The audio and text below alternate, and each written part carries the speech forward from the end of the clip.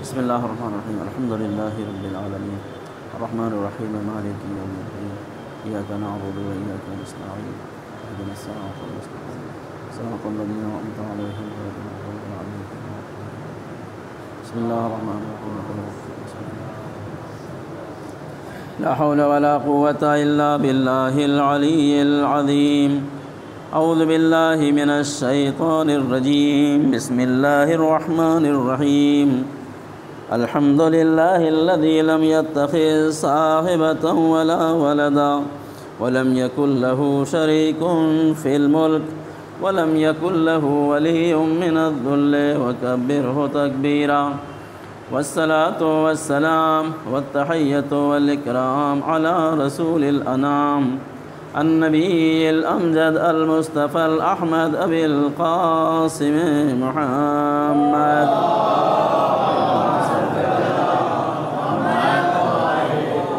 وعلى أهل بيته الطيبين الطاهرين المعصومين المظلومين ولعنة الدائمة الباقية على أعدائهم أجمعين من ليلنا هذا إلى يوم الدين. أما بعد، فقد قال الله سبحانه تبارك وتعالى في كتابه المبين وهو أصدق القائلين وقوله الحق.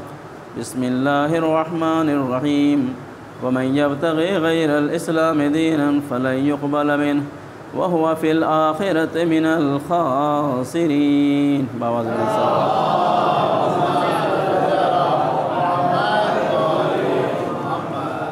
عزیزان گرامی قدر، خمسے کے سلسلے کی آج یہ آخری مجلس ہے. آپ حضرات کی خدمت میں جو بات اب تک عرض کی گئی وہ یہ ہے کہ ہر انسان کا پہلا فرض یہ ہے کہ وہ اپنے خدا کو پہچانے، اپنے منعم حقیقی کو پہچانے. اس لیے کہ معرفت حق، اللہ کی پہچان اور خدا کی معرفت انسان کے لیے اطاعت اور عبادت کا سرچشمہ ہوتی ہے. کہ جب خدا کو پہچانے گا نہیں تو اس کی عبادت کیسے کرے گا؟ جب خدا کو پہچانے گا نہیں تو اس کی اطاعت کیسے کرے گا؟ اور خدا ایک ایسی چیز ہے کہ جس کو انسان کہیں بھی ڈھونڈ سکتا ہے. میں نے ایڈریس بتایا آپ کو کہ اللہ اقرب من حبل الورید، ہماری رگ گردن سے زیادہ قریب ہے. اتنی قریب شے کو اگر ہم نہ پہچانیں تو اس میں ہماری واقعاً بدبختی ہے. انسان کو چاہیے، اسی لیے قرآن مجید میں بار بار غور و خوض اور توجہ کرنے کی تاکید کی گئی ہے. سوچئے، ہم لوگ سوچتے نہیں ہیں. جاتے ہیں، یہ پاس میں کھنڈالا ہے، لوناوالا ہے اور بہت سی چیزیں ہیں. جاتے ہیں، گھومتے ہیں پھرتے ہیں. اللہ نے ان کو پیسے دیے ہیں، جاتے ہیں اپنا ٹائم اسپینڈ کرتے ہیں وہاں کے اوپر، گھومتے پھرتے ہیں. دیکھیے دنیا کی ان تمام چیزوں کو دیکھیے اور دیکھنے والے تک پہنچنے کی کوشش کیجیے. اللہ نے اس زمین و آسمان کو اسی لیے خلق کیا ہے کہ ہم اس زمین و آسمان کے ان تمام مناظر کو دیکھیں اور ان کو دیکھ کے خدا کو پہچانیں. اے عزیز، اگر انسان خدا کو پہچاننا چاہتا ہے تو ہر جگہ اللہ کے جلوے ہیں، ہر جگہ خدا پہچانا جا سکتا ہے. ہمارے لیے پہچاننے کے لیے دنیا چاہیے. چوتھے امام زین العابدین علیہ السلام فرماتے ہیں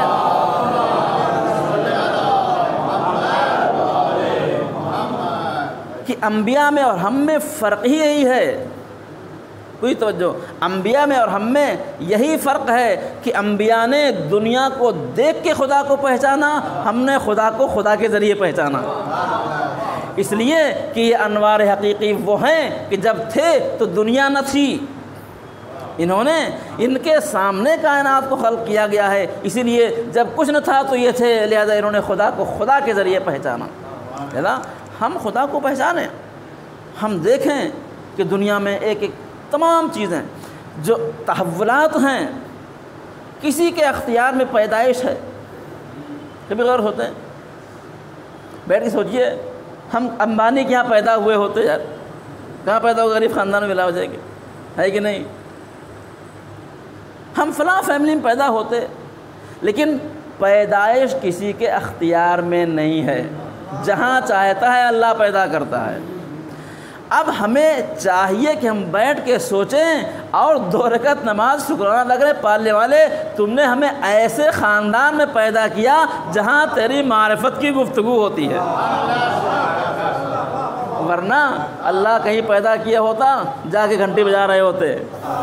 یہ مقام شکر ہے، مقام شکر ہے کہ اللہ نے ہم کو ایسی فیملی میں پیدا کیا۔ اچھا، اس مسلمانوں بھی شیعوں پیدا کیا، ٹھیک، یہ مقام شکر نہیں ہے؟ تو پیدائش کسی کے اختیار میں نہیں ہے، موت بھی کسی کے اختیار میں نہیں ہے۔ جا کے دیکھ لیا، قبرستان سامنے ہے، قبروں پتھر لگے ہوئے ہیں، قبر یہاں بنی ہوئی ہے، وطن کہاں ہے؟ ایک بچہ یو پی کے ایک آخری ایک دیہات میں پیدا ہوتا ہے، پڑھتا ہے، تعلیم حاصل کرتا ہے، آگے بڑھتا ہے، کہاں جاتا ہے؟ امریکہ جاتا ہے۔ پیدا کہاں ہوا؟ یو پی میں، آخری گاؤں پیدا ہوا، قبر کہاں بنی؟ امریکہ میں بنی۔ تو کہاں مرے گا یہ بھی کسی کو نہیں پتہ۔ قرآن میں اللہ تعالیٰ نے ارشاد فرمایا ہے کہ بِأَيِّ أَرْضٍ تَمُوتُ لَا تَدْرِي نَفْسٌ مَاذَا تَكْسِبُ غَدًا، کسی کو نہیں پتہ کل وہ کیا حاصل کرے گا، کسی کو نہیں پتہ کل ناشتے میں کیا کھائے گا، پتہ کسی کو؟ کسی کو نہیں پتہ کل کھانے میں کیا کھائے گا، ماذا تکسب، اور کسی کو نہیں پتہ کہ بِأَيِّ أَرْضٍ تَمُوتُ، اور کہاں مرے گا وہ، کسی کو پتہ نہیں ہے۔ جناب سلیمان کے دربار میں دربار لگا ہوا تھا، تو لوگ گفتگو کر رہے تھے، ایک آدمی ایک شخص کو بار بار گھور رہا تھا، جب اٹھ کے چلا گیا تو پوچھا یا سلیمان یا نبی اللہ یہ کون تھا؟ مجھے وحشت ہو رہی تھی گھورنے سے۔ کہنے لگے وہ ملک الموت تھے۔ وہ کون تھا؟ وہ ملک الموت تھے، مجھے گھور رہا تھا، لگتا ہے کہ مجھے تاڑ پکڑنے کے لیے۔ کیا ہے؟ یا نبی اللہ مجھے آپ ہندوستان بھیج دیجیے، مجھے آپ، جناب سلیمان کے پاس ایک بساط تھی، قالین تھی، اس پہ بیٹھ کے وہ، مجھے آپ انڈیا ہندوستان بھیج دیجیے۔ جناب سلیمان نے اس کو ہندوستان بھیج دیا۔ کچھ دیر بعد پھر ملک الموت کا آنا ہوا۔ کہا ملک الموت کیا ہے؟ تمہارے دربار میں آ کے اس کو بیچارے گھورے سے پریشان ہو گیا۔ کہنے لگا میں گھور اس لیے رہا تھا کہ اللہ نے حکم دیا ہے اس کی قبض روح کرنی ہے ہندوستان میں، یہاں کیا کر رہا ہے؟ اس کی روح ہندوستان میں قبض کرنی ہے، یہاں کیا کر رہا ہے بھائی؟ تو انسان کہاں مرے گا کچھ پتہ نہیں، نہ انسان کے ہاتھ میں زندگی ہے نہ انسان کے ہاتھ میں موت ہے۔ اگر اسی زندگی اور حیات کی کشمکش کو انسان سمجھ لائے تو خدا مل جاتا ہے، خدا مل۔ یاد رکھیے، میں عزیز ان 5 مجلسوں کے حوالے سے آپ سے پھر ریکویسٹ کرتا ہوں، بیٹھ کے غور کیجئے۔ تفکر ساعۃ افضل عبادت من 70 ساعہ، تھوڑی دیر بیٹھ کے اللہ کے بارے میں غور کرنا 70 گھنٹہ عبادت کرنے سے بہتر ہے، بہتر ہے۔ کیوں؟ اس لیے کہ اگر اللہ کو سمجھ کے عبادت کریں گے تو اس کا مزہ اور ہوگا، اور سجدے پہ سجدے کیے جائیں گے تو اس کا مزہ اور ہوگا۔ جنہوں نے اللہ کو پہچان کے، جنہوں نے خدا کو پہچان کے سجدے کیے ان کے سجدوں کی شان اور ہے، اور جنہوں نے خدا کو پہچان کے سجدہ نہیں کیا وہ ابلیس بھی ہو سکتا ہے۔ ہاں، لہذا اللہ کو پہچاننے کی کوشش کیجیے۔ ایک شخص تھا، ہائی وے پہ اپنی کار لے کے چلا جا رہا ہے۔ دیکھیں، ضروری نہیں ہے، بہت سے لوگ ہیں کہ بہت کچھ پڑھ لیا، علم بہت حاصل کر لیا، بڑا رتبہ حاصل کر لیا، لیکن خدا کو نہیں پہچان سکے، ایسے بہت سے لوگ ہیں۔ ایک شخص ہے، ہائی وے پہ اپنی گاڑی لے کے چلا جا رہا ہے فل اسپیڈ میں، جاتے جاتے وہ دیکھتا کیا ہے کہ اول ظہر ہے اور ایک چرواہا جس کی بھیڑیں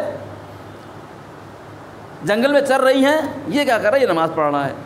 بس اس نے گاڑی کو بریک دیا، روکا گاڑی اور روک کے گیا اس کے پاس۔ جب وہ نماز سے فارغ ہوا تو سلام کیا، بہت خوشی بھائی دیکھ کے آپ کے۔ کہا میں آپ سے پوچھنا چاہتا ہوں کہ اس چڑھیل میدان میں جہاں بھیڑیں چر رہی ہیں آپ اول وقت نماز پڑھ رہے ہیں؟ پوری توجہ، نماز اول وقت پورا چیپٹر ہے، میں صرف آپ کو ایک، چونکہ اللہ کی معرفت کی گفتگو ہے، 2 باتیں کرنا چاہتا ہوں۔ آپ اول وقت نماز پڑھ رہے ہیں بھائی آپ گھر جا کے پڑھ لیتے شام کو، یہ دھوپ میں نماز پڑھ رہے ہیں۔ اس نے جواب دیا، دیکھیں ظاہر آدمی ہے، چرواہا ہے، کیا کہتا ہے؟ کہتا ہے صاحب میں تو کچھ نہیں جانتا، میں ایک چرواہا ہوں، میری کچھ بھیڑیں 10-50 بھیڑیں ہیں، یہ بھیڑیں ہیں، میں ان کی رکھوالی کرتا ہوں، انہیں دیکھ بھال کرتا ہوں، چارہ دیتا ہوں، چرانے کے لیے چراگاہ میں لے آتا ہوں، ان سے استفادہ کرتا ہوں، دودھ نکالتا ہوں، بیچ کے پیسے حاصل کرتا ہوں، میں ان کی خدمت کرتا ہوں اور ان سے خدمت بھی لیتا ہوں، میں جب انہیں بلاتا ہوں تو یہ چلی آتی ہیں، ہاں جب بلاتا ہوں تو یہ چلی آتی ہیں۔ وہ خدا تو مجھ سے کچھ بھی نہیں لیتا، سب کچھ مجھے دیتا ہے، جب وہ بلائے تو میں اگر نہیں جاؤں تو میں ان جانوروں سے بدتر ہوں۔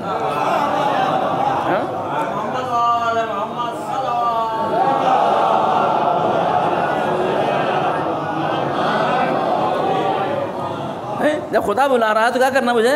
یہ بھیڑیں تو چلی آتی ہیں، جبکہ میں ان سے فائدہ اٹھاتا ہوں، بھیڑیں چلی آتی ہیں، اور جو خدا بلائے اور میں نہ جاؤں تو مجھ سے اچھے تو جانور ہو گئے بھائی، کہ اللہ مجھ سے کچھ لیتا بھی نہیں ہے، صبح سے شام تک ہزاروں نعمتیں دیتا ہے، پھر بھی بلاتا ہے، ہم بیٹھے ہیں۔ اے عزیز، اگر تھوڑی سی بات انسان کو سمجھ میں آ جائے تو نماز کا انسان اول وقت، انشاءاللہ پھر کبھی موقع ملا تو اول وقت کی گفتگو ہوگی۔ کیا ہے؟ شناخت، اصل شناخت ہے، پہچان سب سے اہم ہے، کہ جب آپ انسان کو پہچان جائیں گے، جب خدا کو پہچان جائیں گے تو آپ کا ری ایکشن خود بخود تبدیل ہو جائے گا۔ اور کل میں نے عرض کیا کہ جب انسان خدا کو پہچان جاتا ہے تو پھر اس کے اوپر بھروسہ کتنا ہوتا ہے، اعتماد کتنا ہوتا ہے۔ آثار معرفت الہی میں سب سے بڑا اثر یہ ہے کہ انسان پھر کسی کے سامنے دست نیاز دراز نہیں کرتا ہے، پھر اپنی بات کس سے کہتا ہے؟ خدا سے کہتا ہے۔ اور دنیا میں ذرائع بنانے والے خدا ہے، بہت سے ذرائع ہیں خدا کے پاس، لیکن ہم اسباب کے پیچھے بھاگتے ہیں، مسبب الاسباب کو نہیں ڈھونڈتے ہیں۔ ہاں، اگر مسبب الاسباب کو پا گئے تو پھر اسباب کی کمی نہیں ہے۔ ہمیں جب اس پہ بھروسہ ہو گیا مسبب الاسباب کا تو پھر اسباب کی کمی نہیں ہے۔ اور اسباب اللہ کیسے فراہم کرتا ہے؟ آپ لوگ اپنی زندگی میں کبھی کبھی آپ غور کرتے ہوں گے کہ ہمارا فلاں کام کیسے ہو گیا، ہم کو پتہ بھی نہیں چلا۔ بڑے مسائل ہوتے ہیں، میرے خود اپنے ایسے مسئلے حل ہوئے، ٹھیک ہے، کہ ہم سوچ بھی نہیں سکتے تھے۔ اللہ تعالیٰ قرآن فرماتا ہے یرزق من یشاء بغیر من حیث لا یحتسب، اللہ تعالیٰ اس طرح سے دیتا ہے، اس جگہ سے عطا کرتا ہے جہاں سے انسان سوچ بھی نہیں سکتا ہے۔ اللہ اکبر۔ انسان کیا ہے؟ انسان خدا کی معرفت، دیکھیں یہ 3 اسٹیپ ہیں، خدا کی معرفت، پھر نبی کی معرفت، اور پھر امام کی معرفت۔ اور میں نے روایت نقل کی امام صلی اللہ علیہ وسلم کی، امام نے فرمایا کہ اللہ کی معرفت کیا ہے؟ اللہ کی معرفت یہ ہے کہ آپ اپنے زمانے کے امام کو پہچانیے۔ جو 1000 لوگ چلے تھے وہاں سے مکے سے، یہ سب امام حسین کے ساتھ تھے، لیکن اپنے امام زمانہ کو پہچانتے نہیں تھے۔ کربلا میں 3 امام ہیں نہیں، امام حسین ہیں، امام سجاد ہیں، اور 5ویں امام۔ امام زمانہ کون ہیں؟ امام حسین ہیں۔ کتنی اچھی بات ہے، ان لوگوں کی قسمتیں کتنی اچھی تھیں، اپنے امام زمانہ کو دیکھ رہے ہیں، ان کی باتوں کو سن رہے ہیں، ان کے پیچھے نماز پڑھ رہے ہیں۔ آج ہم کو ایک مولوی کے پیچھے نماز پڑھنا پڑتا ہے، 1000 بار سوچنا پڑتا ہے کہ کیسا ہے، صحیح ہے کہ غلط ہے، اوریجنل ہے کہ ڈپلیکیٹ ہے، ہر طرح کے بھائی بازار میں ہر طرح کے اویلیبل ہیں۔ جب امام موجود ہیں، امام زمانہ موجود ہوں، اللہ اکبر، پھر کیا کہنا ہے؟ ہم لوگ محروم ہیں۔ ماہ مبارک رمضان میں دعا پڑھتے ہیں نا، دعائے افتتاح کے آخری جملے، یقیناً آپ ہر سال دعائے افتتاح ضرور پڑھیے، امام زمانہ نے تاکید فرمائی ہے۔ اللہم انا نشکو الیک فقد نبینا، اے میرے معبود میں تجھ سے نبی کے چلے جانے کی شکایت کرتا ہوں، وغیبت ولینا، اور ہمارے ولی کے غائب ہو جانے کی شکایت کرتا ہوں۔ آج ہمارا سب سے بڑا غم یہ ہے کہ ہم ہیں لیکن ہمارے امام زمانہ ہمارے درمیان نہیں ہیں۔ لیکن پھر بھی اپنے امام زمانہ کو پہچاننا ضروری ہے، پہچانیے اپنے امام زمانہ کو۔ اور جب انسان خدا کو پہچان جاتا ہے، پوری توجہ، جب خدا کو پہچان جاتا ہے تو پھر اس کو کسی کے سامنے انسان پوری دنیا سے بے نیاز ہوتا ہے۔ ہمارے پاس خزانہ ہے، کنتو کنزن مخفیا، میں تو کھلا ہوا چھپا ہوا خزانہ تھا، اور ہم نے اہل بیت کو بھیجا تاکہ وہ ہمیں پہچانوائیں۔ اللہ اکبر۔ ایک شخص ہے، کبھی کبھی ہوتا ہے ایسا انسان کو، رات میں لیٹا سونے کے لیے، آفس سے آ کے اپنا کھانا وانا کھا کے لیٹے، سوتے ہیں، لائٹ بجھا دی، کروٹ بدل لے، نیند نہیں آ رہی ہے، اس کروٹ اس کروٹ سو جائیں لیکن نیند نہیں آ رہی ہے، اٹھ کے بیٹھ گئے، کیا کرنا ہے، نیند کیوں نہیں آ رہی؟ کبھی کبھی انسان کو کچھ تکلیف ہو جاتی ہے، نکلے گھر سے باہر، گاڑی نکالی، نکل گئے ڈرائیونگ پہ، کہاں جا رہے کچھ پتہ نہیں، چونکہ نیند نہیں آ رہی ہے۔ راستے میں ایک مسجد دکھی، کسی مولوی کی بات ذہن میں گونجی کہ الا بذکر اللہ تطمئن القلوب، اللہ کے ذکر سے دلوں کو اطمینان حاصل ہوتا ہے، لاؤ 2 رکعت نماز پڑھ کے دیکھیں شاید نیند آ جائے۔ مسجد کھلی ہوئی تھی، گئے مسجد میں، وضو کر کے آئے تو دیکھا کونے میں ایک آدمی بیٹھا ہے، کہہ رہا ہے پالنے والے میری بیوی کا کل آپریشن ہے، 10,000 روپے کی ضرورت ہے، مجھے پیسے چاہیے۔ اوہ، ذہن میں یہ بات آئی کہ نیند اسی لیے نہیں آ رہی تھی، نیند اسی لیے اس کو 10,000 کی ضرورت ہے اور اللہ نے مجھے اس کی ضرورت کو پورا کرنے کا ذریعہ انتخاب کیا ہے۔ یاد رکھیے عزیزو، اگر اللہ نے آپ کو کسی نیکی کے لیے انتخاب کیا ہے تو سمجھ لیجیے آپ اللہ کے نزدیک بہت مرتبہ رکھتے ہیں، ورنہ نیکیاں بہت ساری ہیں، نیکیاں بہت ساری ہیں۔ جناب موسیٰ کے پاس شیطان آتا ہے اور آپ کہتا ہے میں آپ کو 1003 نصیحتیں کلمے بتانا چاہتا ہوں۔ موسیٰ نے کہا جو یہاں سے ہم کو تمہاری نصیحت نہیں چاہیے، اللہ کی وہی ہوئی موسیٰ اس کی 1000 باتیں فراڈ ہیں، 3 باتیں صحیح ہیں، اسے پوچھو کیا باتیں ہیں، میں سب نقل کروں گا۔ اس نے کہا کہ اے موسیٰ جب تمہیں نیکی کرنے کا موقع ملے تو فاستبقوا الخیرات، نیکی میں جلدی کرو، اگر تم نے جلدی نہیں کی تو میں تمہیں پشیمان کر دوں گا، اس لیے کہ نیکی کوئی اور کر جائے گا، بعد میں ہاتھ ملتے رہ جاؤ کاش میں نے یہ کام کیا ہوتا۔ اس لیے قرآن کیا کہتا ہے، فاستبقوا الخیرات، جلدی کام شیطان کو ہوتا ہے لیکن نیکی میں جلدی کرنا یہ قرآن کی بات ہے۔ یہاں لگتا ہے کہ اللہ نے ہمیں اس کام کے لیے انتخاب کیا ہے، اس کو 10,000 کی ضرورت ہے، میں یہاں آ گیا، 2 رکعت نماز ہدیہ پڑھی مسجد کی، اس کے قریب گئے، بھائی یہ 10,000 روپے رکھو، اگر بات میری آپ تک پہنچ جائے 10,000 روپے رکھو۔ کہا اللہ تمہارا بھلا کرے، میں تو اللہ کی بارگاہ میں آیا تھا اور اللہ نے تم کو ذریعہ بنایا، تم واقعی نیک آدمی ہو، نیک بندے ہو کہ اللہ نے تمہیں ذریعہ بنایا اس نیکی کے لیے۔ 10,000 روپے دیے، پھر جیب سے ایک کارڈ نکالا۔ کون سا کارڈ؟ Visiting card. کہ یہ کیا ہے؟ کہا رکھو، اگر اور کی ضرورت ہوئی، اگر اور کی 10,000 تم کو ضرورت تھی نا، اگر اور ضرورت پڑے تو آپ یہ کارڈ ہمارا ہے، فون کر لیجیے گا، ایڈریس آ جائے گا، ہم دے دیں گے۔ اب سنیں گے جواب سنیے، وہ کہتا ہے کہ یہ کارڈ کو آپ اپنے پاس رکھو، جس نے تجھے ہمارے پاس بھیجا ہے میرے پاس اس کا کارڈ ہے، ہاں جسے تجھے میرے پاس بھیجا ہے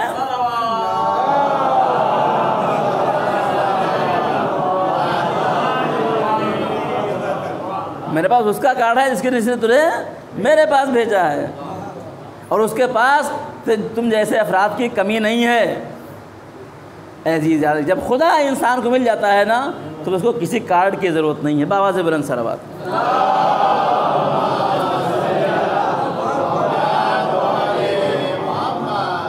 تو آپ پہچانیں، خدا کو پہچانیں، اور خدا کو کس نے پہچانا؟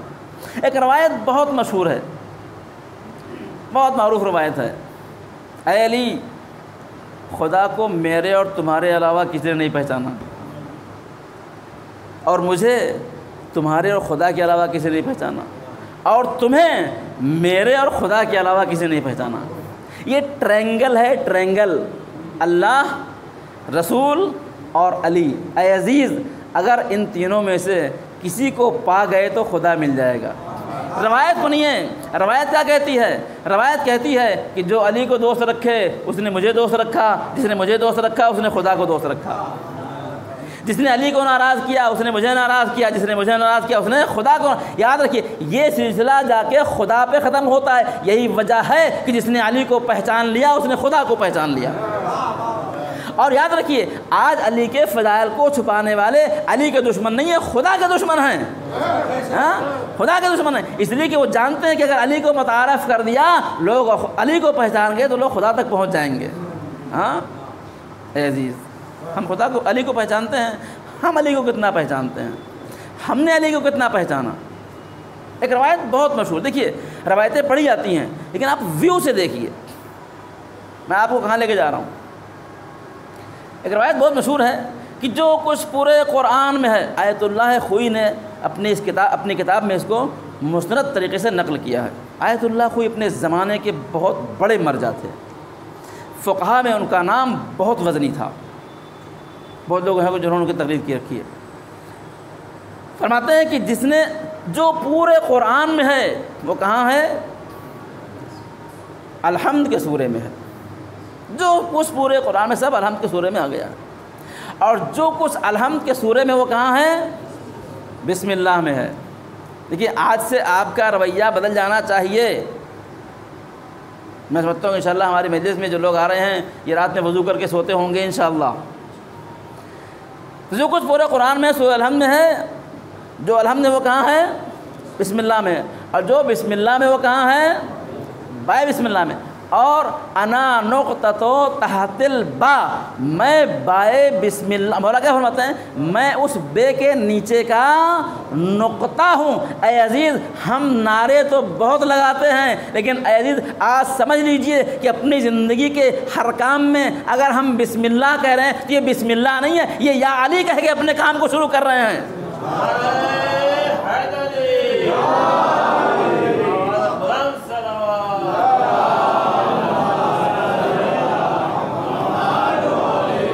تو بسم اللہ کرنا کیا ہے؟ بسم اللہ کہنا کیا ہے؟ بسم اللہ یا علی ہے۔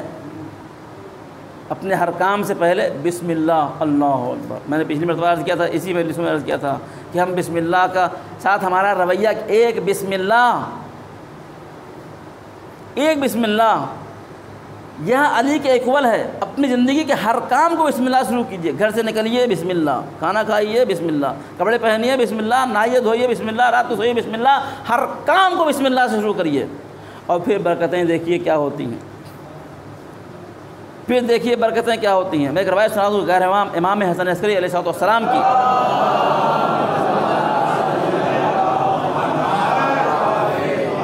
دیکھیں ایک ہوتا ہے اسم اعظم۔ اسم اعظم کیا ہے؟ اسم اعظم وہ چیز ہے کہ اگر کسی کو مل جائے تو پھر اس کو اسباب مادی کی ضرورت نہیں ہے۔ اگر ویزا نہیں مل رہا ہے عراق کا، نہیں، انڈینز کو خاص طور سے ویزا نہیں دے رہے ہیں، یہ بدماشی ہے۔ امریکہ کو ویزا ہے، کینیڈا کو ویزا ہے، آسٹریلیا کو ویزا ہے، انڈین پاکستانی کو ویزا نہیں ہے عراق کا، ٹھیک۔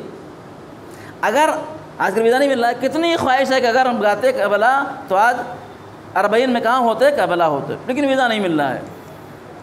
اگر آپ کو اسم اعظم آتا ہے نا تو آپ کو ویزے کی ضرورت نہیں ہے، پاسپورٹ کی بھی ضرورت نہیں ہے، ٹکٹ کی بھی ضرورت نہیں ہے۔ ممبرا میں بیٹھ کے خیال کریں گے کربلا میں ہوں اور کربلا میں ہوں۔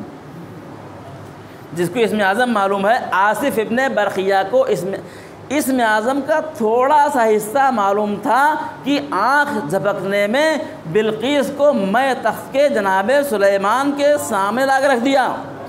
کیا تھا؟ علم من الکتاب۔ اسم اعظم سے تھوڑا سا علم تھا، پوری توجہ۔ اچھا، اہل بیت علیہ السلام کو بہت سی چیزیں بتانے کی اتھارٹی نہیں ہے، اجازت نہیں ہے، جیسے حروف مقطعات ہیں، کاف ہا یاسین، الف لام را، یہ سب کوڈ ہیں۔ شب قدر کون سی ہے؟ شب 19 ہے، شب 21 ہے، شب 23 ہے، اس طرح سے اسم اعظم ہے، بتانے کی اجازت نہیں ہے۔ لیکن ہمارے اہل بیت نے ہم کو اشارے دیے ہیں، جیسے پہلے زمانے میں خط لکھتے تھے نا، خط لکھنے میں لکھتے آخر میں لکھتے تھے تھوڑا لکھا زیادہ سمجھنا ہے، تھوڑا لکھا زیادہ سمجھنا، ہم بتا رہے ہیں آپ سمجھ جائیے۔ یہاں بس شادیوں میں ہوتا ہے، جب بیٹھ کے ڈیل ہوتی ہے تو ہم کو جہیز نہیں چاہیے اور یہ نہیں وہ نہیں چاہیے، لیکن ہاں اب یہ ہم نہیں کہہ رہے، آپ سمجھ جائیے، ٹھیک ہے۔ تو اسی طریقے سے اہل بیت نے بہت سی باتیں بتائی ہیں لیکن ہم کہہ نہیں رہے، آپ سمجھ جائیے۔ تو اسم اعظم اگر کسی کو مل جائے تو اس کو ٹکٹ کی ضرورت نہیں، پاسپورٹ کی ضرورت نہیں، ویزے کی ضرورت نہیں، پلین کی ضرورت نہیں، ارادہ کرے گا وہ کربلا میں۔ اب سنیے امام کی روایت۔ امام فرماتے ہیں امام فرماتے 11ویں روایت ہے، امام فرماتے ہیں کہ بسم اللہ الرحمن الرحیم اسم اعظم سے اتنا ہی نزدیک ہے جتنا آنکھ کی سفیدی آنکھ کی سیاہی سے نزدیک ہے۔ اب کیا چاہیے بھائی؟ یعنی اگر آپ بسم اللہ کے ورد کو اپنی زبان پہ کر لیں تو آپ کو اسم اعظم مل جائے گا، آپ کہاں سے کیا کر سکتے ہیں۔ اے عزیز، میں کبھی کبھی کہتا ہوں وہ سے لوگوں کو جو قرآن نہیں پڑھتے ہیں، ہم اشعار پڑھتے ہیں، آپ کو بڑا مزہ آتا ہے کہ قرآن اہل بیت کا قصیدہ پڑھ رہا ہے۔ میں کہتا ہوں بسم اللہ اپنی زندگی کا جز بنا لو، یہ سوچ کے کہ بسم اللہ علی ہے۔ میں کہتا ہوں قرآن اس لیے پڑھو کہ قرآن اہل بیت کا قصیدہ ہے، کم سے کم یہ سوچ کے پڑھو۔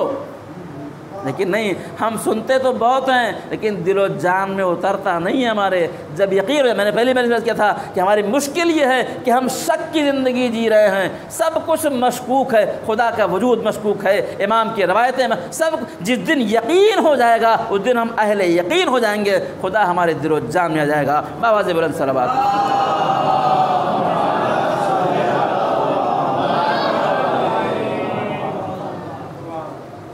آپ روایت سنیں گے، آپ چھٹے امام کی روایت ہے۔ امام فرماتے ہیں کہ ایک مرتبہ یا علی کہنا ایک قرآن ختم کرنے کے برابر ہے۔ ایک مرتبہ یا علی کہنا، یہ کیوں ایسا ہے؟ اس لیے کہ علی اسم اعظم ہے، علی اسم اعظم ہے۔ ایک مرتبہ یا علی کہنا ایک قرآن ختم کرنے کے برابر ہے۔ میں نے دیکھا یہ روایت۔ اب آئیے ماہ مبارک رمضان میں، ماہ مبارک رمضان میں پیغمبر اسلام فرماتے ہیں کہ قرآن کی ایک آیت پڑھنا ایک قرآن ختم کرنے کے برابر ہے۔ اے عزیز، اگر آپ تک میری بات پہنچ جائے، ماہ مبارک رمضان، ماہ رمضان ہے، بسم اللہ الرحمن الرحیم ایک قرآن، الحمدللہ رب العالمین ایک قرآن، الرحمن الرحیم ایک قرآن، مالک یوم الدین، یعنی ایک الحمد پڑھے تو آپ کو 7 قرآن کا ثواب ملے گا۔ جس نے ایک قرآن ختم کیا گویا اس نے 6000 سے زیادہ قرآن کو ختم کر لیا۔ لیکن یہ کیا ہے؟ یہ آفر صرف پہلی رمضان سے چاند نکلنے تک ہے، عید تک ہے، اس کے بعد پھر یہ آفر نہیں ہے۔ ایشیو، تم گھبراؤ نہیں، یہ آفر علی کے نام کا پورے سال ہے۔ جب چاہو یا علی کہو، ایک قرآن ختم کرنے کا ثواب حاصل کرو۔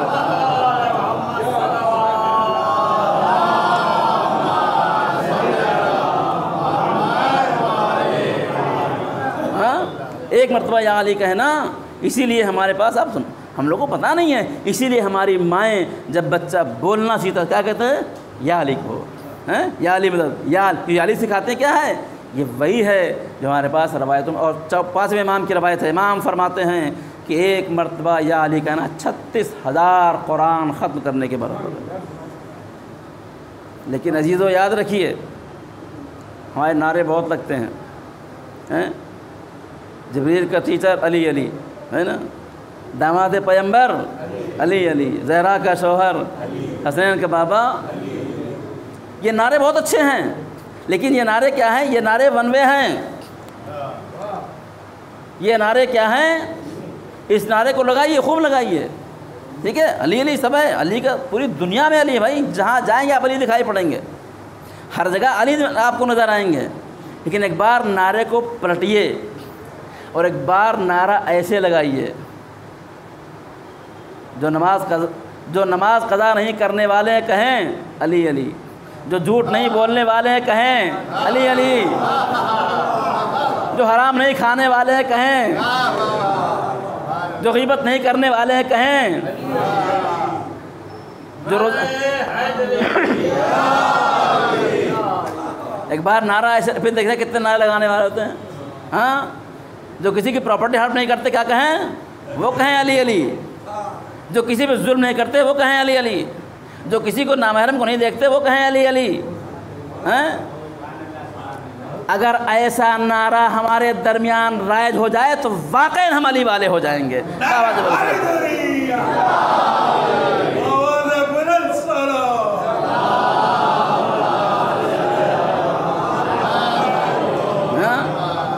یہ لگائی نعرے، سچے بولیں علی علی، ایماندار بولیں علی علی، حلال کھانے والے بولیں علی علی، ہاں تب یہ ہوگا، یہ نعرہ ہوگا علوی۔ اس لیے کہ ہم نے اگر علی کو نہیں پہچانا تو خدا کو نہیں پہچانیں گے. علی کے ذریعے خدا تک پہنچیے. باتیں بہت ساری، کیا کروں، وقت کم ہے آج ہمارے پاس. تو جنہوں نے خدا کو پہچانا، جنہوں نے علی کو پہچانا، پڑھتے ہیں نا صرف جعفر صاحب مرحوم کا شعر، ٹھیک، کیا پڑھتے ہیں کہ جب میں نے کیا ہے علی کو بلایا، جب خدا کو بلایا علی آ گئے. کیا مطلب ہے اس کا؟ یہ ایک روایت ہے. ہم خدا کو بلاتے، کون آتا ہے؟ خدا نہیں آ سکتا، خدا اسباب فراہم کرتا ہے دنیا میں. یا علی مدد کہنے پر اللہ نے علی کو انتخاب کیا ہماری مدد کے لیے.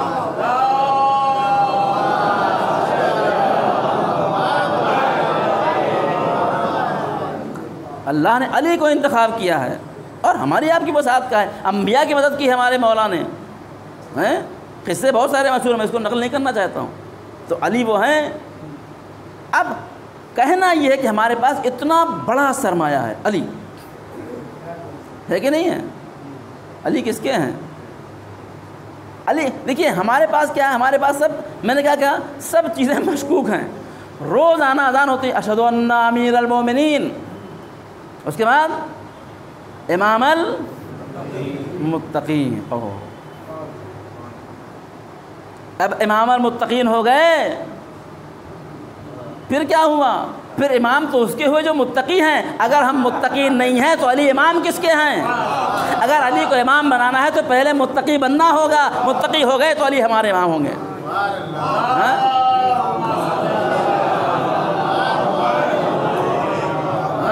اور روایت مشہور ہے نا کہ علی کی محبت گناہوں کو ایسے کھا جاتی ہے جیسے آگ لکڑی کھا جاتی ہے. مطلب کیا ہے؟ مطلب ایسا نہیں ہے کہ کوئی بھٹی جل رہی ہے، علی کی محبت کی بھٹی جل رہی ہے، گناہ کرو آگ اس میں ڈال دو. نہیں، اس کا مطلب یہ ہے کہ جس دل میں علی کی محبت آ جائے گی وہ دل گناہ گار نہیں ہوگا. وہ دل ہے گناہ گار نہیں ہوگا. علی کی محبت اور اللہ کی نافرمانی اکٹھا جمع نہیں ہو سکتی ہے. وہ دل جس میں علی کی محبت آ گئی، پھر وہ صبح کے ٹائم ٹانگ پھیلا کے سوئے گا نہیں. اللہ بلائے گا تو انسان اٹھ کے کھڑا ہو جائے گا. یہ ہے علی کی محبت، یہ ہے علی کی محبت. علی کون ہے؟ ہم نے علی کو نہیں سمجھا. میں نے تو کلاس میں 2-4 سوال کیے لوگوں سے. خود علی کی بایوگرافی ہم کو نہیں معلوم. سمجھا آپ؟ کب پیدا ہوئے 13 رجب کو معلوم ہے، کون سن تھا نہیں معلوم. امام ہوئے تو کئی سال کے تھے، کسی کو نہیں معلوم.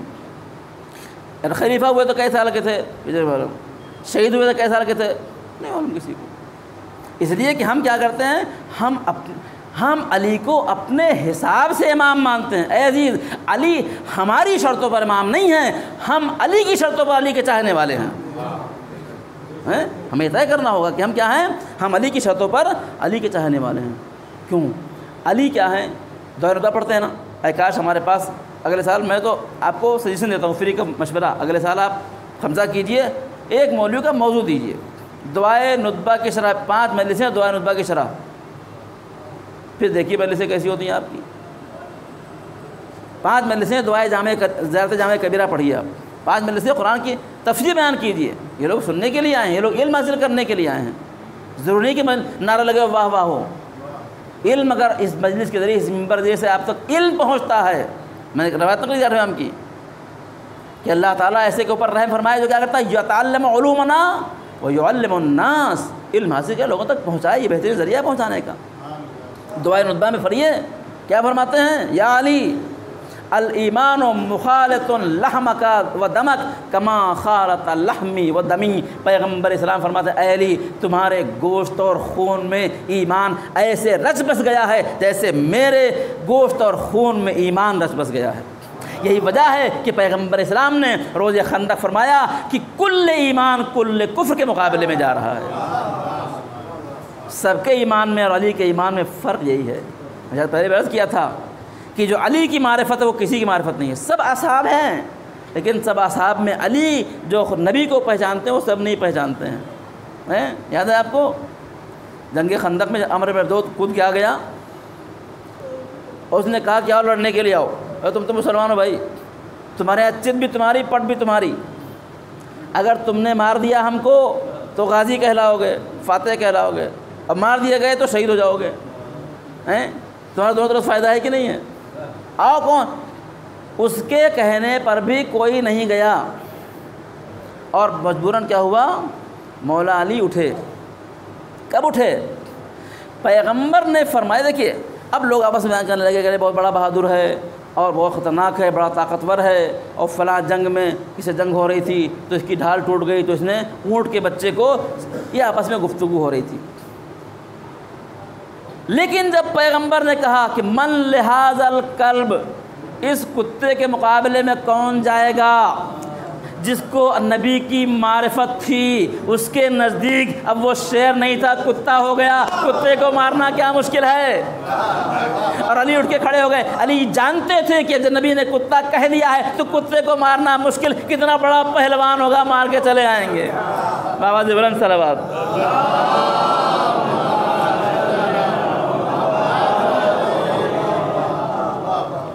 لہذا علی کو نبی کی جو معرفت تھی، نبی کی معرفت، اس لیے گئے اور مار کے سکون سے مار کے چلے آئے، ٹھیک ہے، وہ تفصیلات نہیں عرض کرنی ہے۔ لہذا علی کو پہچانیے، خدا کو پہچانیے، نبی کو پہچانیے، اور تب سمجھ میں آئے گا علی کہاں ہیں۔ ہم روایتیں سنا کرتے ہیں، علی کہاں ہیں؟ علی مال حق والحق، علی کہاں ہیں؟ علی حق کے ساتھ ہیں، اور حق، تم علی حق ادھر ادھر پھرا کیا، تم علی جدھر جدھر گئے۔ ایسا نہیں ہے کہ حق علی کے پیچھے بھاگ رہا ہے۔ اب وہ کہنے لگے کہ علی صاحب تو مولا علی جو ہے وہ دربار میں بھی آگے بیٹھتے تھے اور آ کے خلیفہ کو مشورہ دیا کرتے تھے، تو اس کا مطلب علی حق ہیں تو وہاں بھی حق ہے۔ میں نے کہا نہیں، جب تک علی وہاں ہے تب تک حق علی کے ساتھ ہے، علی وہاں سے چلے گئے تو حق بھی چلا گیا۔ ہاں،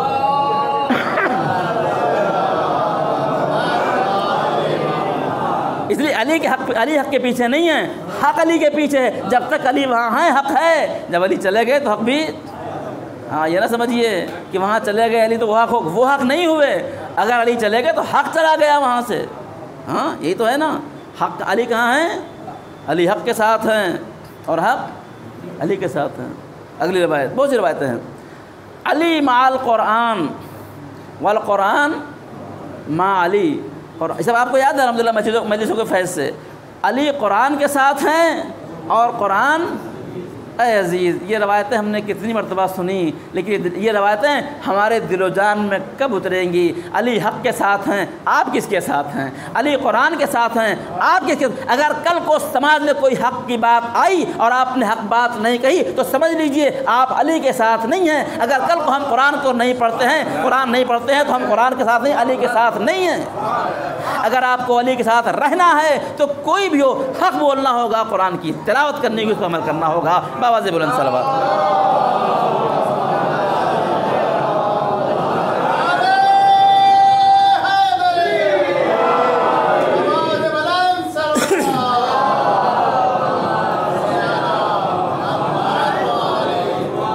تو علی کو پا لیجیے۔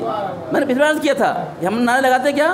نعرے کیا لگاتے ہیں؟ چمن چمن کلی کلی، شہر شہر گلی۔ علی کہاں ہیں؟ علی کو ہم نے چمن چمن کر دیا، شہر شہر گلی گلی کر دیا۔ اے عزیز، علی کو شہر شہر سے اپنے گھر لے کے آؤ، جب علی کو گھر لے کے آئیں گے تب علی والے ہوں گے۔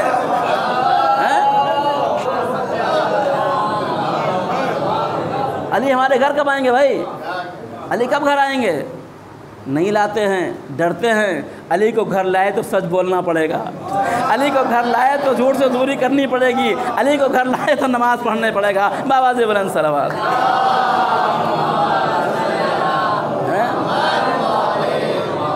تو علی کو وہیں رہنے دو، گلی گلی رہنے دو۔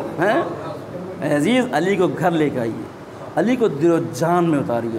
قسم خدا کی، جس نے علی کو پا لیا، خدا کی بات تو بہت دور کی ہے، جس نے علی کو پا لیا وہ فرشتوں سے کئی ہاتھ آگے نکل گیا۔ فرشتے غبطہ کرتے ہیں ایسے بندے کے اوپر جو علی کے چاہنے والے۔ کاش ہم بھی انسانوں میں ہوتے اور علی کی محبت ہمارے دلوں میں ہوتی۔ اللہ اکبر۔ آج دیکھیے، ہم سمجھتے نہیں ہیں، سچائی کا راستہ اختیار نہ کریے، ایمانداری کا راستہ اختیار کریے، اچھے بنیے، نیک بنیے، علی والے بنیے۔ حسین، ہمارے پاس تو بہت سارے نمونے ہیں بھائی۔ اللہ اکبر۔ ابھی کچھ دن پہلے سوشل میڈیا پر ایک خبر آئی، دلیپ کمار صاحب کا انتقال ہو گیا ہے نا، دیکھا آپ نے؟ اور بہت سے لوگوں نے میں نے دیکھا وہاں کے اوپر انا للہ و انا الیہ راجعون، ٹھیک ہے مرنے میں کسی کو مرنا، بھائی سب کو مرنا ہے ایک دن، اور بہت سے ان کے لیے الفاظ استعمال کیے گئے۔ تو میں بیٹھ کے سوچا یہ کون انسان ہے بھائی، مسلمان تھے وہ، لوگوں نے ان سے اظہار ہمدردی کی، انا للہ کا، بعض لوگوں نے تعسف کیا۔ میں سوچا کیوں؟ اس لیے کہ یہ شخص کون تھا؟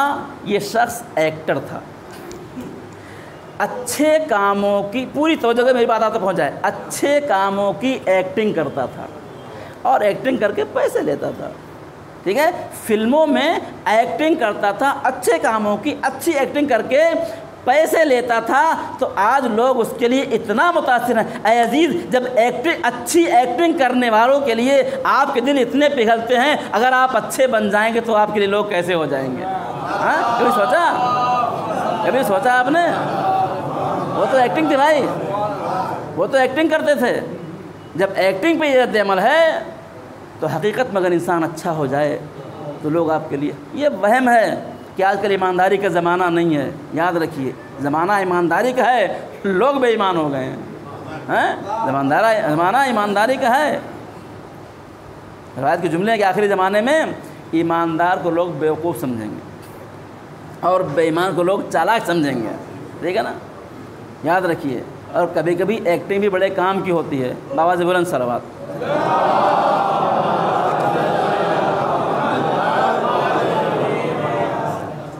کبھی کبھی ایکٹنگ بڑے کام کی ہوتی ہے۔ ایک شخص ہے، ایک ماں ہے، وہ اپنے بچے سے کہتی ہے، تمام نوجوان سنیں جن کی مائیں ان کو بار بار، میں اپنے نوجوانوں سے بات کرتا ہوں کہ اگر ایک بچہ ماں اور باپ جگائیں نماز کے لیے اور نہیں اٹھے تو وہ 2 گناہ کے مستحق ہیں۔ ایک تو نماز نہیں پڑھی، دوسرے والدین کی نافرمانی کری، سمجھے آپ؟ بعض بچے ہیں جگانے پر بھی سو جاتے ہیں، نہیں اٹھتے ہیں۔ بچہ ہے، ماں اس سے کہتی ہے بیٹا نماز پڑھا کرو۔ مائیں جو ہیں وہ ان کو اپنے بچوں کی بڑی فکر ہوتی ہے، سمجھے آپ؟ اب سنیے والدین کے لیے، بیچ میں عرض کر دوں آپ کو، ایک مولوی کے پاس ایک عورت آئی، بولی مولانا صبح صبح بچوں کو نماز کے لیے جگاتے ہیں، بچے اٹھتے نہیں ہیں۔ سب کا صحیح ہے کہ بچوں کو اٹھاتے ہیں، بچے نماز کے لیے اٹھائی، کوئی دعا بتائے کچھ بتائے۔ اچھا مشکل کیا ہے؟ مشکل یہ ہے کہ ہر چیز کے لیے مولوی کے پاس دعا ہونی چاہیے۔ ہاں، اب بچہ نہیں اٹھتا، مولوی کیا کرے گا؟ بولا کوئی دعا بتائیے، بچہ صبح اٹھ کے نماز پڑھ لیا کرے، میں وہ تکلیف ہوتی ہے۔ تو مولوی نے کہا کہ اگر آپ کے گھر میں آگ لگ جائے، اللہ اکبر، آپ کے گھر میں آگ لگ جائے اور بچہ آپ کے گھر میں ہو تو آپ کیا کریں گے؟ ارے مولانا اسی کے اٹھا کے بیٹا کھڑا کر دیں، لے بھاگ جائیں گے؟ کہنے بس سمجھ لو اگر نماز کا وقت ہو گیا ہے تو آگ جل گئی ہے، اپنے بچے کو جیسے ہو سکے اٹھاؤ اور اس جلتی ہوئی آگ کو بجھاؤ تاکہ بچے جہنم نہ جائیں۔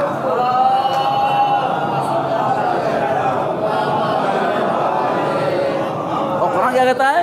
قُوا أَنفُسَكُمْ وَأَهْلِيكُمْ نَارًا، اپنے کو اپنے اہل و عیال کو جہنم کی آگ سے بچاؤ۔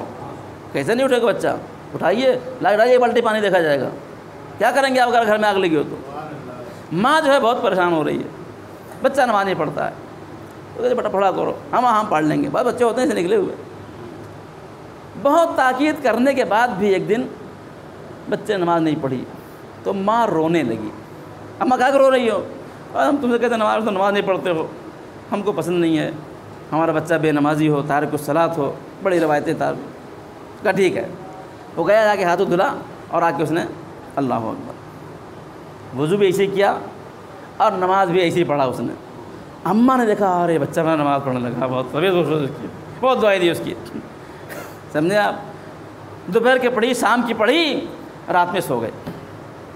سنیں روایت، رات میں سوئے تو کیا دیکھا؟ روز محشر ہے، روز محشر ہے اور نمازیوں کی لسٹ بنی ہے، اور نمازیوں کے لسٹ میں اس کا نام ہے، نمازیوں کے لسٹ میں اس کا نام ہے۔ یہ دوڑ گیا فرشتوں کے پاس، یہ کیا ہے صاحب؟ میں تو کبھی نماز پڑھی بھی نہیں، میں نے کل جو پڑھی وہ بھی نماز پڑھنے کی میں نے ایکٹنگ کی تھی اماں کو خوش کرنے کے لیے۔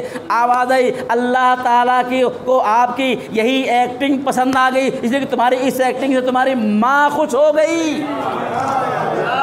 ہاں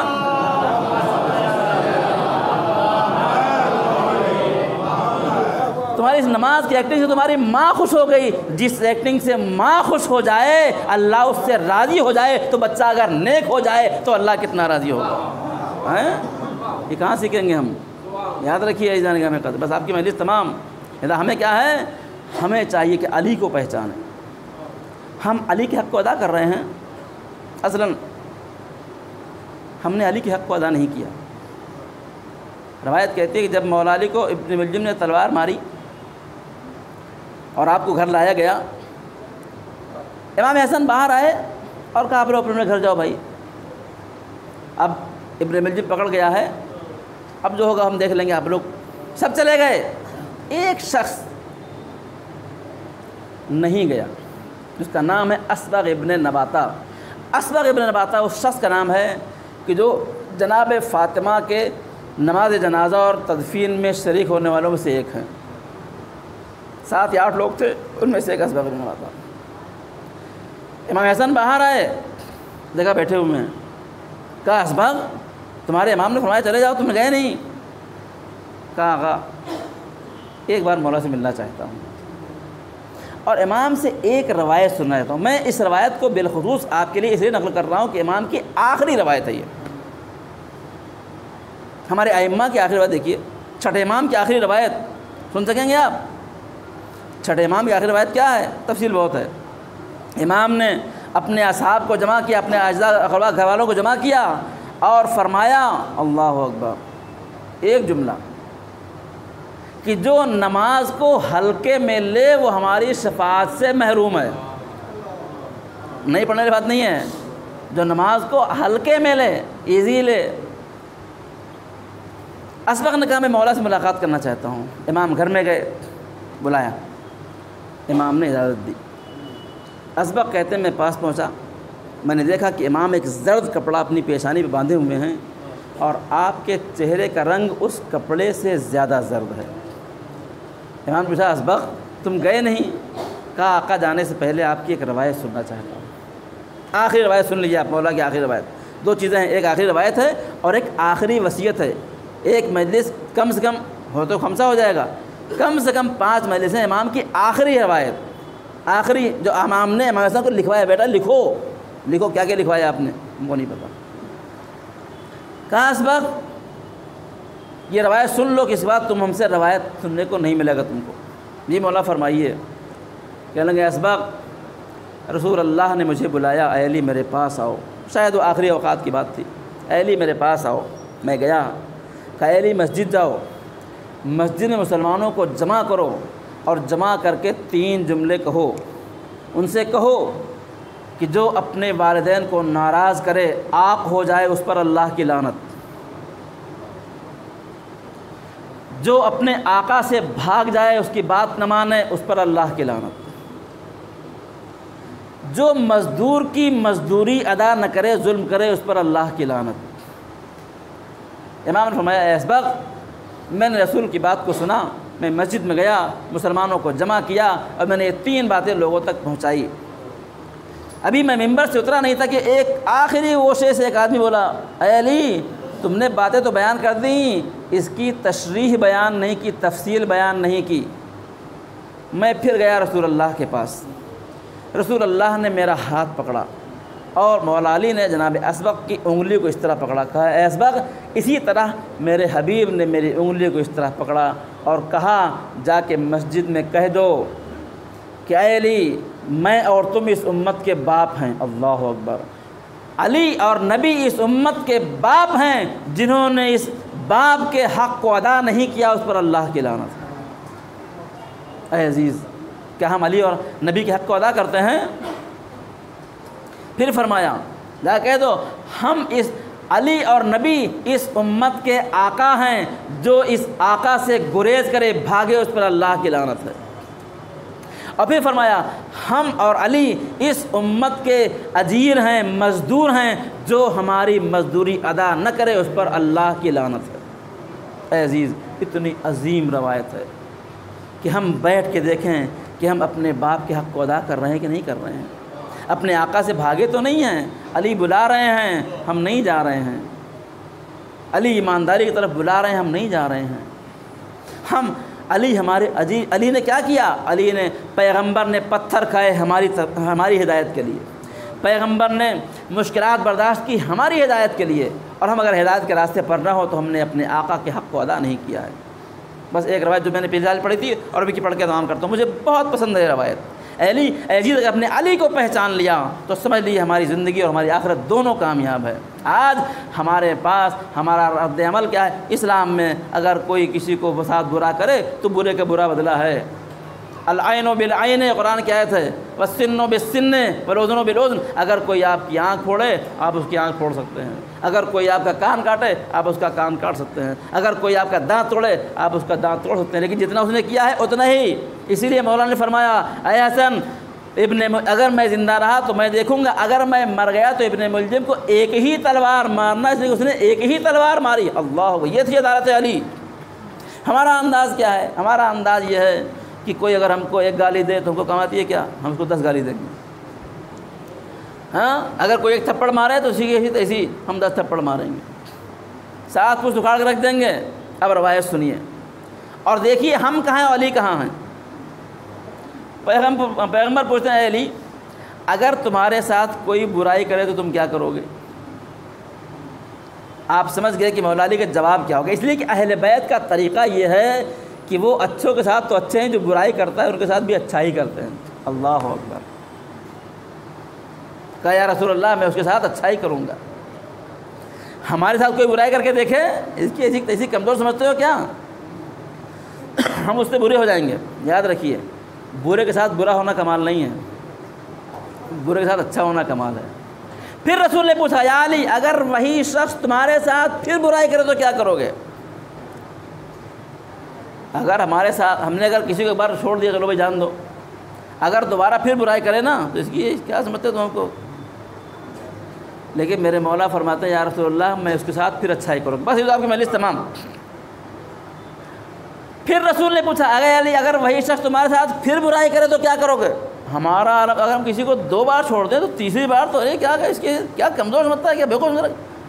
ہم تو اس کی ایسی تیسی کر دیں گے، لیکن میرے مولا فرماتے ہیں، یا رسول اللہ میں اس کے ساتھ پھر اچھا ہی کروں گا۔ اے جی 2 جملے اور آپ کی مجلس تمام۔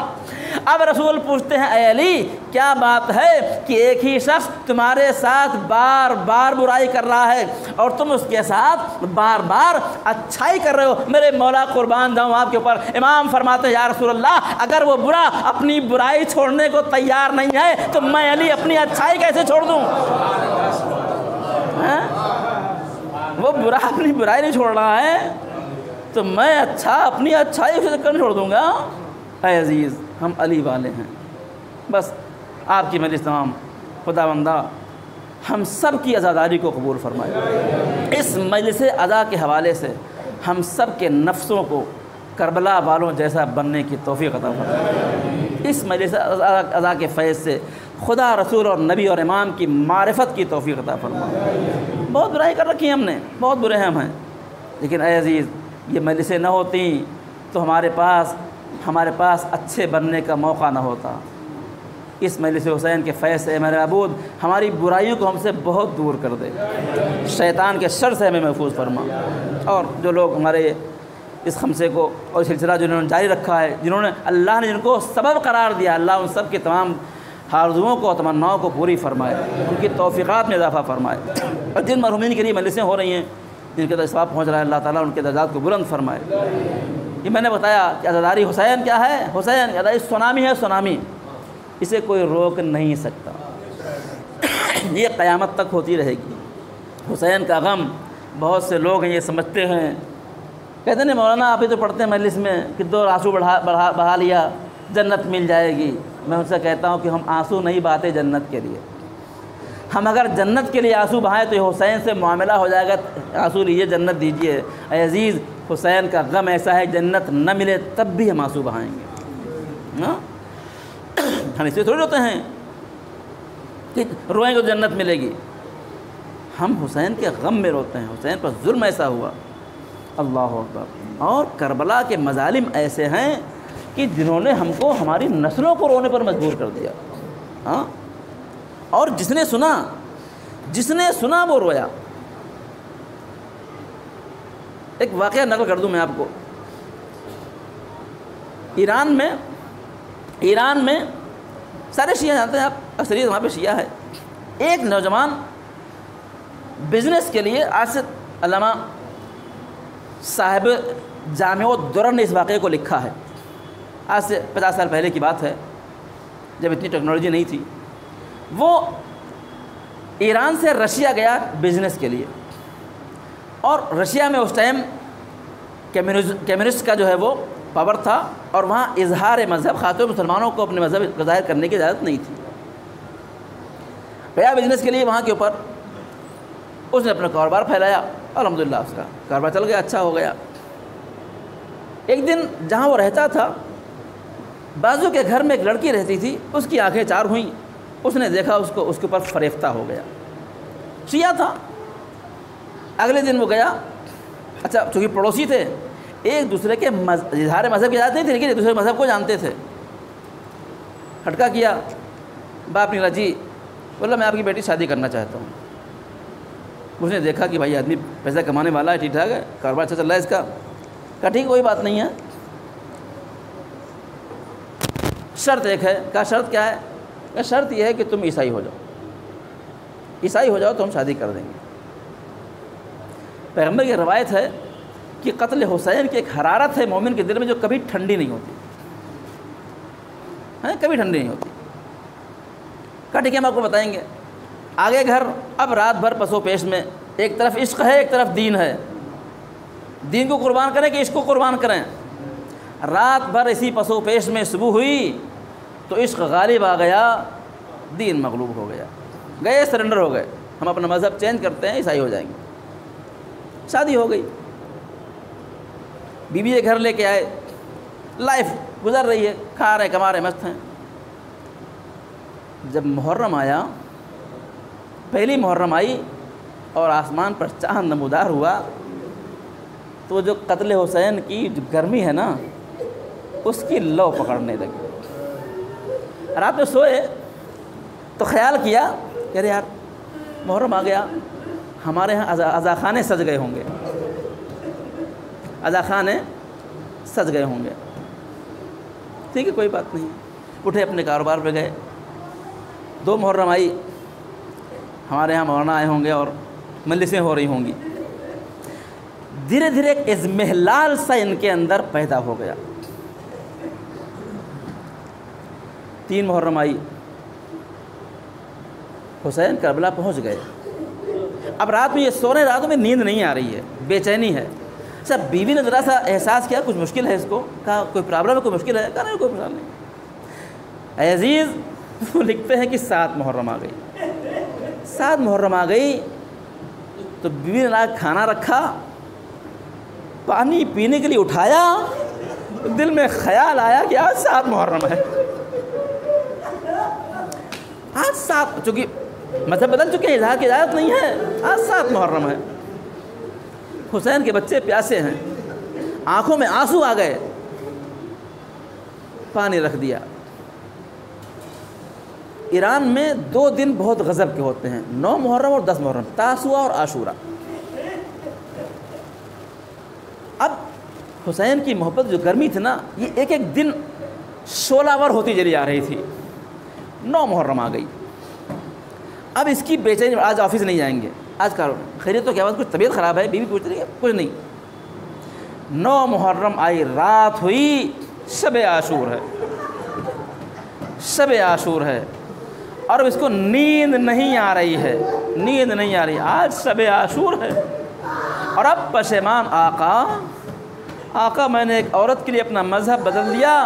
آج پوری دنیا یا حسین کہہ رہی ہے، لیکن میں یا حسین کہنے سے محروم ہوں. صبح عاشور نمودار ہوئی، بیوی نے لا کے ناشتہ رکھا، جیسے ہی پانی سامنے رکھا ایک دم سے دامن صبر نے ہاتھ چھوڑ دیا، آنکھوں سے آنسو رواں ہو گئے. بیوی پریشان. اے عزیز دیکھیے حسین کا غم کہاں کہاں ہوتا ہے. بیوی پریشان، بات کیا ہے، کیوں رو رہے ہیں؟ اب ان کی ہچکی بند گئی، رو رو کے پریشان ہیں. بیوی بھی رو رہی، بات کیا ہے، کیوں رو رہے ہو؟ جب بہت زیادہ بے چینی بڑھی تو یہ شخص کہتا ہے کہ میں تمہاری محبت میں نے مذہب تبدیل کر دیا، لیکن آج ہمارے ہاں محرم کی 10 تاریخ ہے۔ اب عزیزو دیکھیے، رشیا ہے، رشیا کا ایک چھوٹا سا گھر ہے، ایک شخص کربلا کے مصائب کو سنانے والا ہے اور ایک عیسائی عورت کربلا کے مصائب کو سننے والی ہے۔ ارے 10 محرم کا دن ہے، اس نے کچھ کھایا پیا نہیں، آنکھوں سے آنسو رواں ہے، میرے آقا حسین کربلا میں ہے۔ 10 محرم کا دن تھا، 3 دن کے بھوکے پیاسے تھے، اصحاب اس طرح شہید ہوئے، اعزاء اس طرح شہید ہوئے۔ جب اصغر کی باری آئی کہ اصغر کو لوگوں نے 2 قطرے آب نہ دیا اور تیر حرملہ سے اصغر شہید ہو گیا، تو عورت سر و سینہ پیٹ لیتی ہے، ارے کہتی ہے تم نے کس کا نام لے لیا، میرا کلیجہ پھٹا جاتا ہے۔ اجرکم اللہ، اجرکم اللہ، میرا کلیجہ پھٹا جاتا ہے۔ جب سکینہ کی بات آئی، جب اس نے کہا کہ میرے آقا جب کربلا میں آخری رخصت کے لیے آئے تو ایک چھوٹی بچی سکینہ تھی جسے زینب کے حوالے کیا، تو پوچھتی ہے کہ سکینہ کا کیا ہوا؟ ارے یہ سننا تھا کہ آنکھوں سے آنسو رواں ہو گئے، بس اتنا کہا کہ سکینہ کربلا سے کوفہ سے شام تک اس نے اتنے مظالم برداشت کیے کہ شام کے زندان میں سکینہ نے دم توڑ دیا۔ اجرکم اللہ، بس 2 جملے اس نے کہے۔ ارے شام کے زندان میں ایک رات جب سکینہ نے اپنے بابا کو خواب میں دیکھا تو بجائے اس کے کہ بیوی کو، یتیم بچی کو اس کو دلاسا دیا جاتا، ارے باپ کا سر لا کے پیش کر دیا گیا۔ وہ کہتے ارے وہ کیسے ظالم تھے کہ یتیمہ کو دلاسا دینے کے بجائے باپ کا سر دیتے۔ وہ کہتا ہے کہ ایک مرتبہ بچی روتے روتے دم نکل جاتا ہے، زینب آگے بڑھی، حسین کا سر لیا، بچی کے سر کو جدا کیا تو سر ایک طرف لڑک گیا۔ زینب کہتی انا للہ و انا الیہ راجعون۔ ارے بس آخری جملہ، زندان شام میں ایک قبر بنی، زین العابدین نے سکینہ کے جنازے کو اٹھایا، رخ کیا کربلا کا بابا، کھلے ہاتھوں سے اکبر کا جنازہ اٹھانا آسان ہے۔ ارے ہاتھوں میں ہتھکڑیاں ہو، پیروں میں بیڑیاں ہو، تو سکینہ کا جنازہ یہ سید سجاد کا امتحان۔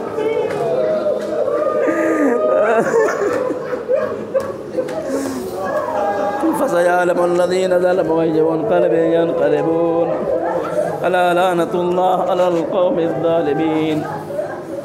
خداوند ہماری اس بات کو قبول فرما، ہمیں نیک اعمال انجام دینے کی توفیق عطا فرما، ان مجالس کے فیض سے ہمارے نفسوں کی اصلاح کی توفیق عطا فرما، نماز روزے و دینداری کی توفیق عطا فرما۔ خداوند ہماری نسلوں کو دیندار اور عزادار بننے کی توفیق عطا فرما۔ خداوند ہماری برائیوں کو ہم سے دور فرما، ہمارے اعمال سے ہمارے امام کے قلب کو راضی خشنود فرما، امام زمانہ کے ظہور میں تاجیر فرما۔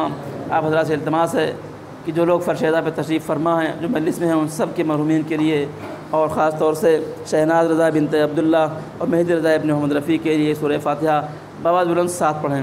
اللہم صلی علی محمد